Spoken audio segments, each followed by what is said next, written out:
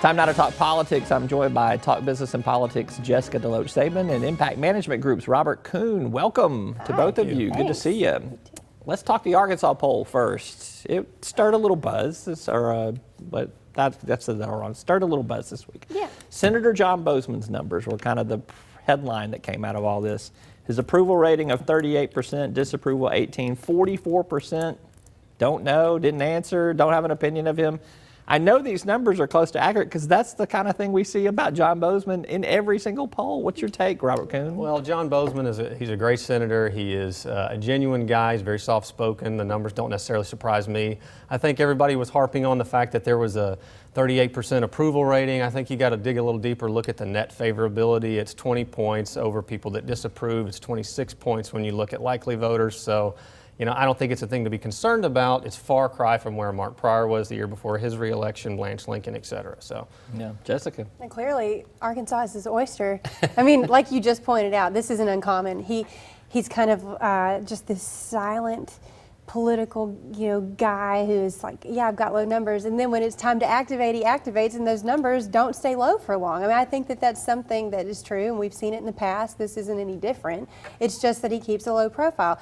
He's very different from Senator Cotton. Senator Cotton's always in the news, and I think always being in the news drives those numbers up, as we've seen, and the numbers for Cotton definitely reflect that. Yeah. So you think that Senator Boozman just needs a little bit of money behind him, and all of a sudden that you see some distance there? Because the Democrats and Connor Eldridge, they seem pretty stoked by all this. They're definitely using it for fundraising. Well, yeah, and they did use it for fundraising, and quite frankly, they said his numbers were, quote, in the gutter, which is laughable. But I think he needs to start the campaign, start spending some money. But I'd rather be where he is with a net fave positive and have a large undecided, because those people can still be educated on who he is. So gives them some room to grow. It's a year away. Does Boozman need to start spending money now? Well, I don't think he has to start spending it now. I think eventually he will. I mean, like we just hit on about the Democrats using it in their favor. Of course they will, because what they would infer from these numbers is, oh, look, people are tired of the same old thing we've had all these years. It's time to try something new. Look at these numbers.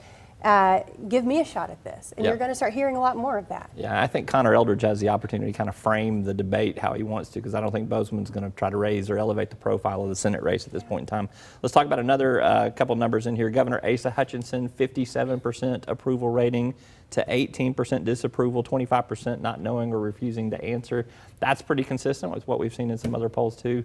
Asa Hutchinson closing in on BB-esque numbers, Jessica. I saw that. I mean, he's not exactly where BB was in his first term, but he wasn't very far away. And I do think that most people in Arkansas are pleased with Governor Hutchinson. They're happy with him so far, and I think that those numbers will probably stay consistent for a while if he continues to govern the way he has. Yeah, I think those are great numbers. I think you're right. I mean, he will slowly climb potentially to those BB numbers. His disapproval numbers are not off from BB's at all, so I think he's got room to grow that even further. All right, another indicator that this poll has a great deal of accuracy. President Obama, 28% approval rating to 62% disapproval. I hate to say it, but that's kind of pretty normal from what we've seen. 28 to 33 is about a typical Obama number. Either one of you Same want song, different verse. I don't think the environment's changing much and hasn't changed. So tough.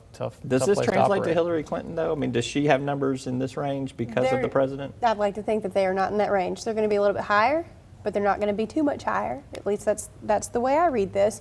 It's not like these Obama numbers have changed very much since he's been in office. I mean, that's been pretty consistent, and it's not going to be difficult for the GOP to tie Hillary Clinton to President Obama. That's what you would naturally do in a presidential election. Tie it back to the point of weakness, and for her here in the state of Arkansas, there is no greater point of weakness. Republicans like these numbers. Oh, of course. It sets the tone. It's the environment. You can look at those numbers and how they boil down at the state Senate level, the state House level. It's a really good indicator a lot of times on especially how independents are thinking. Mm-hmm. Well, and also too for Hillary Clinton, one of the things that she's going to have to really figure out is what's the message that resonates with Arkansans. I mean, there is a way for her to transcend those low numbers that we're seeing for Obama. They're not the same person, no matter how much anybody wants to say they are. They're not, but it's really going to depend on the message she's cranking out on the campaign trail. All right, we got to take a quick commercial break. We're going to come back, crawl through a few more numbers in this, and hopefully get to a few other political items. Robert Coon and Jessica DeLoach Sabin are my guests at the Political Roundtable. I'm Roby Brock, and we are back right after this. Welcome back to our political roundtable. Robert Coon, Jessica DeLoach, Sabin are with me. Let's talk about a few more numbers in the Arkansas poll here. Let's look at some issues. Medical marijuana, something that we saw in a Talk Business and Politics poll that was through the charts. Pretty high numbers here too. 68% support medical marijuana if supported by their doctor. Only 26% oppose. If this gets on the ballot, does it pass? I think it absolutely passes. I mean, look at how long people have been working at making this a reality here in Arkansas, and maybe finally that work is starting to move the needle for them. And if these poll numbers are any indication of how Arkansans are going to vote, then yes. What do you think, Robert? I think the numbers are pretty strong. I mean, they're much higher than the actual vote was a couple of years ago, which surprised a lot of people, including me. I would say that it would pass unless there's a really strong effort from funded opposition. Without funded opposition to that, I think it does pass. Yeah. All right. Another issue here, undocumented immigrants. This one's really interesting.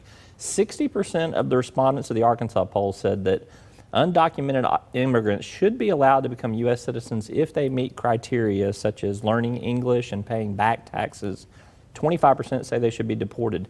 Those numbers strike me as different than what we have seen in a lot of earlier polling in terms of illegal immigration. Robert, your take? You know, I think that's it's a little surprising, although it's somewhat consistent with what the Arkansas polls found before. I really would like to see the crosstabs on that and see how that breaks down not only with Republicans and Democrats but also independents. But there seems to be a little bit of room there for the pro-reform side. Yeah. What do you think, Jessica? Well, I definitely think that the numbers may not be as progressive in reality as this poll suggests in some ways. But that just goes back to a conversation that you're seeing nationally. It's the role of an entire population of people who want to be a part of this country. And what is it going to take for us to be able to move forward in a progressive way where people are paying their fair share and giving back to society? Well, we're starting to see where that threshold is with people. And over time, I definitely think that you'll see these numbers go higher. All right. Let's turn to an activity that's taking part at the state capitol this past week. A little bit of candidate filing going on. Really wasn't all that exciting to me. I mean, it was kind of, there haven't been any huge surprises. Rumored that maybe Bill Halter gets into the U.S. Senate race just because there was a poll out there on it. We do have some competition for the Chief Justice seat. But anyhow, what were your kind of thoughts on candidate filing this past week? Well, I think starting with the U.S. Senate race, anytime, everyone's gotten so used to hearing the same two names. These are the two people who are going to square off against each other. And then all of a sudden you have another option on the table. Okay, is this a real thing? Because we've seen this before. We've heard this before where Bill Halter's name has been circulated around quite a bit. Yeah, that'll be interesting. And by the end of filing, we'll see if it happens. I don't know what that does to the Democratic primary. I think it'll be really interesting to see what effect that those two candidates would have on each other through the duration of that primary race. I think that would be interesting. I think the big takeaways are, you have a good Senate race, but maybe the Supreme Court race for Chief Justice becomes the marquee race of the cycle. I don't know. We'll have to see. It is. That may say something there. I tell you what to watch for, though, in all that, though, is the amount of dark money that may come in on any side in that particular race. That could get pretty ugly. And I'm a little disappointed that our state lawmakers have not found a way. No criticism of your husband there. None taken. But to not find a way to ask for more disclosure in that respect. But we'll see. Right. All right, Robert Coon, Jessica DeLoach, Sabin, great stuff. Thanks for being here. As always, appreciate you. Want to encourage you to stay up with the latest news at our new and improved website at talkbusiness.net. You can actually read Jessica's stuff there if you check that out. Lots of new features, easy ways to customize your news for statewide information or regional coverage. Check it out at talkbusiness.net. I'm Roby Brock. As always, we appreciate you tuning in. We'll see you next time.